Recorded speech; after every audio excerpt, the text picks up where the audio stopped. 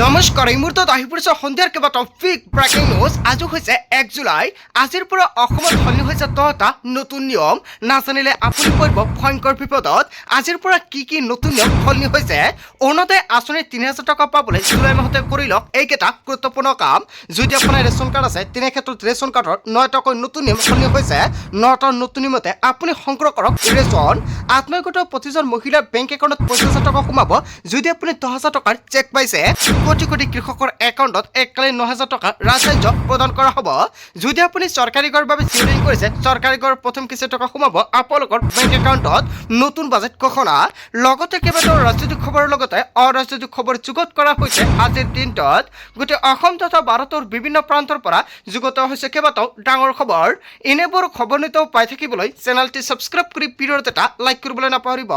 আজিৰ আমাৰ প্ৰথম খুবেই গুৰুত্বপূৰ্ণ খবৰ হৈছে অসমবাসীৰ বাবে এটা ডাঙৰ খবৰ। ৰেচন কাৰ্ডৰ হিতাধিকাৰীলৈ ডাঙৰ খবৰ আহি পৰিছে। আজিৰ পৰা আৰম্ভ হৈছে অন্ন সেৱা দিন। নতুন নিয়মেৰে সংগ্ৰহ কৰক ৰেচন। ৰেচন সংগ্ৰহৰ সময়ত মানি চলিব লাগিব এইসমূহ নতুন নিয়ম। অন্যথাই ৰেচন কাৰ্ড থাকিলেও এইসমূহ সামগ্ৰী আপুনি নাপাব। অন্যথাই ৰেচন লাভৰ পৰা বঞ্চিত হ'ব পাৰে আপুনি। নম্বৰ 1, কৈছোঁ সম্পূৰ্ণ নকৰা গ্ৰাহকে নাপাব ৰেচন। যদি আপোনাৰ ৰেচন কাৰ্ড আছে 1 জুলাইৰ পৰা 10 জুলাইৰ ভিতৰতে এইকেইটা গুৰুত্বপূৰ্ণ কাম কৰক।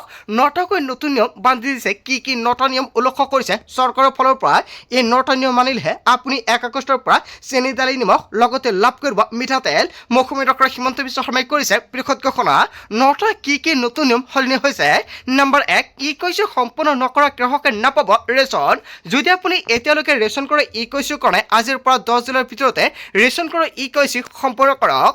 নম্বৰ 2, আধাৰ কাৰ্ডৰ সৈতে ৰেচন কাৰ্ড লিংক কৰিব লাগিব। যিসকল হিতাধিকাৰীয়ে এতিয়ালৈকে আধাৰ কাৰ্ডৰ সৈতে ৰেচন কাৰ্ড লিংক কৰে অতি শীঘ্ৰে কৰাই লৈ ল'ব লাগিব। কেৱল এয়াই নহয়, আধাৰ কাৰ্ডৰ সৈতে মোবাইল নম্বৰ লিংক হৈ থাকিব লাগিব।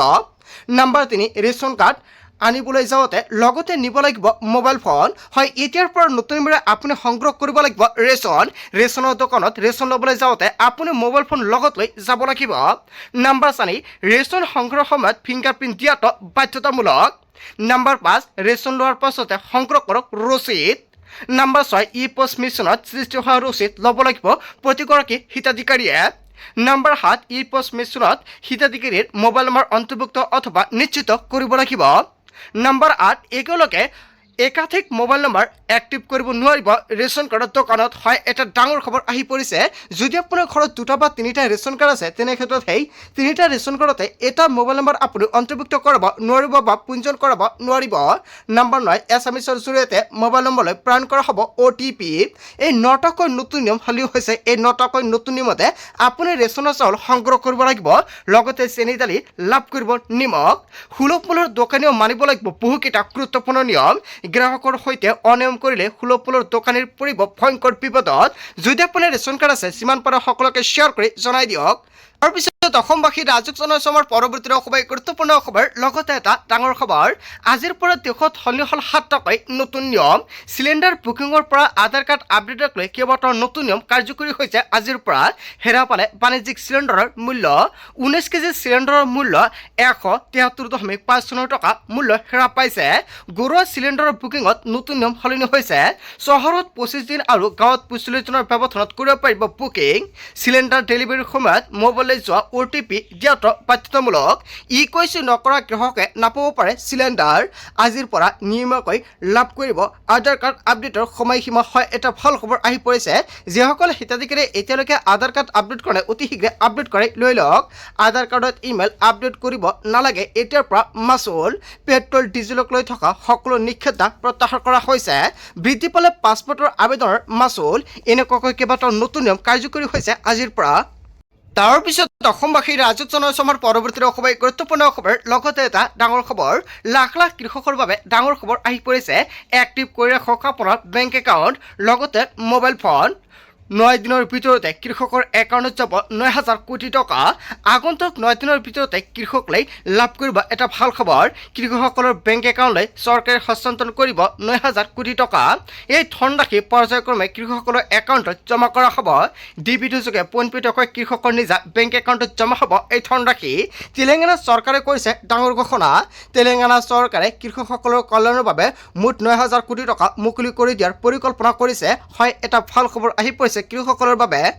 তাৰপিছত অসমবাসী ৰাজক জনাইছো আমাৰ পৰৱৰ্তী অসমৰ গুৰুত্বপূৰ্ণ খবৰ লগতে এটা ডাঙৰ খবৰ আজি হৈছে 1 জুলাই দেশৰ কোটি কোটি জনতাৰ বাবে সলনি হৈছে 9টাকৈ নতুন নিয়ম সলনি হোৱা 9টা নিয়ম এতিয়া জানি লওক কি নতুন নিয়ম কাৰ্যকৰী হৈছে আজিৰ পৰা যেহেতু প্ৰতি মাহৰ 1 তাৰিখৰ পৰা অসমৰ লগতে ভাৰতবৰ্ষত কেইবাটাও নতুন নিয়ম সলনি হয় আৰু এই মাহৰ 1 তাৰিখৰ পৰা কি নতুন নিয়ম সলনি হৈছে সবিশেষ জানি লওক আৰু যিমান পাৰে সকলোকে শ্বেয়াৰ কৰি জনাই দিয়ক হেৰা পালে LPG বাণিজ্যিক চিলিণ্ডাৰৰ মূল্য প্ৰতিটো চিলিণ্ডাৰৰ দাম হেৰা পালে 183.5 টকালৈকে আজিৰ পৰা আঁতৰি পেট্ৰল ডিজেলক লৈ সকলো নিষেধা বাণিজ্যিক ক্ৰেতাৰ ক্ষেত্ৰতো নাথাকিব 200 লিটাৰ সৰ্বোচ্চ সীমা ৰেল যাত্ৰা কৰাৰ পূৰ্বে আজিৰ পৰা অধিক সাৱধান হ'ব লাগিব আপুনি কিয়নো টিকট অবিহনে ৰেলত উঠিলে তাৎক্ষণিকভাৱে ভৰিব লাগিব 500 টকা জৰিমনা ৰেল ষ্টেচন আৰু ৰেলত কঠোৰ হ'ব TTE আৰু আপত্তিজনক বস্তু ৰেলত নিলে বিয়া হ'ব কঠোৰ শাস্তি নতুনকৈ গাড়ী ক্ৰয় কৰিব বিচৰা সকলৰ বাবে আছে দুখৰ খবৰ কিয়নো 1.5% বৃদ্ধি পাইছে প্ৰতিখন বাহনৰ মূল্য বাণিজ্যিক বাহনৰ মূল্য 2.5% বৃদ্ধি পাব আধাৰ কাৰ্ডত ইমেইল আপডেট কৰাটো আজিৰ পৰা বিনামূলীয়া হ'ব আৰু পূৰ্বে এই সেৱাৰ মূল্য আছিল 75 টকা আজিৰ পৰা 31 ডিচেম্বৰলৈকে হ'ব সম্পূৰ্ণ বিনামূলীয়া আৰু এই ৰেহাই কেৱল নতুন আধাৰ কাৰ্ড মোবাইল এপৰ জৰিয়তে উপলব্ধ হ'ব আৰু অন্য কোনো পদ্ধতিৰে আপডেট কৰিলে মাচুল দিব লাগিব আজিৰ পৰা ক্ৰেডিট কাৰ্ডৰ নিয়মত হ'ব পৰিৱৰ্তন আপোনাৰ ক্ৰেডিট কাৰ্ড আছে নেকি HDFC বা SBI ৰ ক্ৰেডিট কাৰ্ড আছে নেকি তেনে ক্ষেত্ৰত আজিৰ পৰা ক্ৰেডিট কাৰ্ডৰ কেইবাটাও নতুন নিয়ম সলনি হৈছে আজিৰ পৰা ব্যয়বহুল হ'ব পাছপৰ্টৰ মাচুল যদি আপোনাৰ পাছপৰ্ট নাই তেনে ক্ষেত্ৰত কেইবাটাও নতুন নিয়ম সলনি হৈছে যদি আপুনি ভাবিছে পাছপৰ্ট বনাব আৰু আপোনাৰ পাছপৰ্ট আছে তেনে ক্ষেত্ৰত আজিৰ পৰা কেইবাটাও নতুন নিয়ম সলনি হৈছে 36 পৃষ্ঠাৰ পাছপৰ্টৰ মাচুল 2500 টকা হ'ব আৰু 60 পৃষ্ঠাৰ সাধাৰণ পাছপৰ্টৰ মাচুল 3500 টকা হ'ব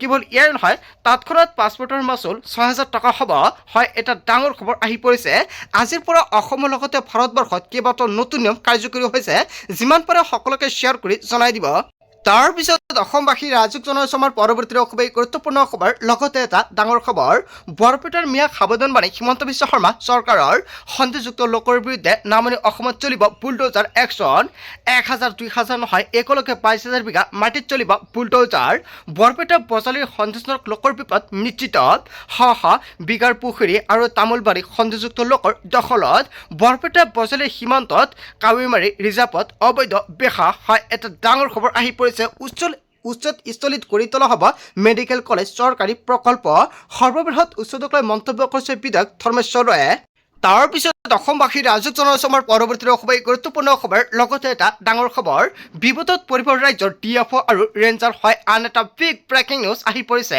কাঠ কয়লা শিল বালিৰ হ'ব নোৱাৰিব অবৈধ সৰবৰাহ হয় এটা ডাঙৰ খবৰ আহি পৰিছে চৰকাৰৰ ফালৰ পৰা কঠোৰ নিৰ্দেশনা জাৰি কৰিছে বনজ সৰবৰাহৰ সৈতে DFO ৰেঞ্জাৰ জড়িত থাকিলে খবৰ দিয়ক আপুনি অবৈধ বনজ সৰবৰাহৰ সৈতে বন বিভাগৰ মানুহ হাৰি যাব নোৱাৰিব ফুল একশ্যন নম্বৰত মন্ত্ৰী জয়ন্ত মোল্লা বৰুৱা ৰাজ্যৰ বাবে মুকলি ফোন নম্বৰ DFO ৰেঞ্জাৰৰ বিৰুদ্ধে অভিযোগ থাকিলে আপুনি ফোন কৰক মুকলি কৰা হৈছে বিশেষ ফোন নম্বৰ এতিয়াই ছেভ কৰক 9435204444 নম্বৰ আৰু ইপিনে জিলাই আৰম্ভ হ'ল মিছন মোড হয় এটা ডাঙৰ খবৰ আহি পৰিছে আৰু চৰকাৰৰ ফালৰ পৰা কেইবাটাও সিদ্ধান্ত গ্ৰহণ কৰিছে অবৈধ কাঠফুলা মিলৰ বিৰুদ্ধে চলিছে ৰাজ্যজুৰি ভয়ংকৰ অভিযান মন্ত্ৰী জয়ন্ত মোল্লা বৰুৱাৰ কঠোৰ নিৰ্দেশনাৰ পিছতে আৰম্ভ হৈছে একশ্যন বন বিভাগৰ হাতত মাত্ৰ 6 দিন সময়সীমা 6 দিনৰ ভিতৰতে ৰাজ্যৰ 100% অবৈধ কাঠফুলা মিল বন্ধ কৰিব বুলি ঘোষণা কৰিছে আৰু বন বিভাগক কঠোৰ নিৰ্দেশনা মন্ত্ৰী জয়ন্ত মোল্লা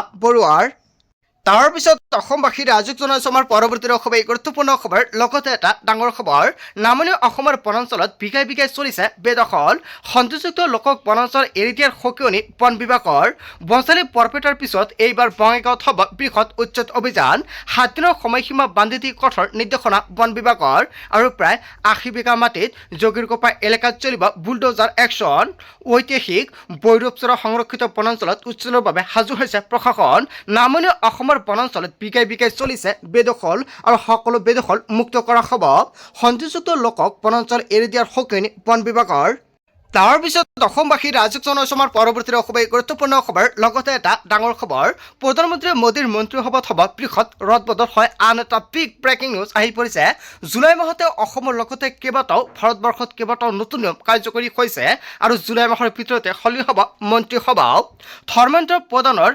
স্থলভিষিক্ত হ'ব পাৰে নিৰ্মলা সীতাৰমণৰ আৰু নিটৰ প্ৰশ্নকাকত ফাদিলৰ পাছতে পদত্যাগৰ চৰ্চা লাভ কৰি গৈছে কেৱল এয়াই নহয় ধৰ্মেন্দ্ৰ প্ৰধানৰ মন্ত্ৰিত্বক লৈ এতিয়া সামাজিক মাধ্যমত প্ৰতিক্ৰিয়া মোদীৰ কেবিনেটত দেখিবলৈ পোৱা যাব কেইবাখনো নতুন মুখ কেৱল এয়াই নহয় পৰিবহণ মন্ত্ৰী নীতিন গাডকাৰীক দিয়া হ'ব পাৰে নতুন দায়িত্ব কেৱল এয়াই নহয় আপৰ পৰা বিজেপিত যোগদান দিয়া ৰাঘৱ চাড্ডাৰ ফুলিব পাৰে কপাল আৰু বিহাৰৰ প্ৰাক্তন মুখ্যমন্ত্ৰী নীতিশ কুমাৰক লৈ চৰ্চা দেখা গৈছে চৰ্চা চলিছে পুনৰ কেবিনেটত অন্তৰ্ভুক্ত হ'ব অনুৰাগ ঠাকুৰ আৰু অৱশ্যে প্ৰধানমন্ত্ৰীয়ে এই পৰ্যন্ত ইংগিত দিয়া নাই মন্ত্ৰীসভাৰ ৰদবদলৰ আৰু প্ৰধানমন্ত্ৰী মোদীৰ মন্ত্ৰীসভাত হ'ব পাৰে বৃহৎ ৰদবদল হয় এনেকুৱাকৈ অসমৰ লগতে ভাৰতবৰ্ষত কেইবাটাও নতুন নিয়ম কাৰ্যকৰী কৰা হৈছে 1 জুলাইৰ পৰা আজিৰ মূল ভিডিঅ'খনত আপোনালোকক এইখিনি সৰু কেইটামান ইনফৰমেশ্যন দিবলগীয়া আছিলে ভিডিঅ'টি ভাল লাগিলে লাইক কমেণ্ট শ্বেয়াৰ কৰি দিয়ক চ' থেংক ইউ ফৰ ৱাচিং ফুল ভিডিঅ'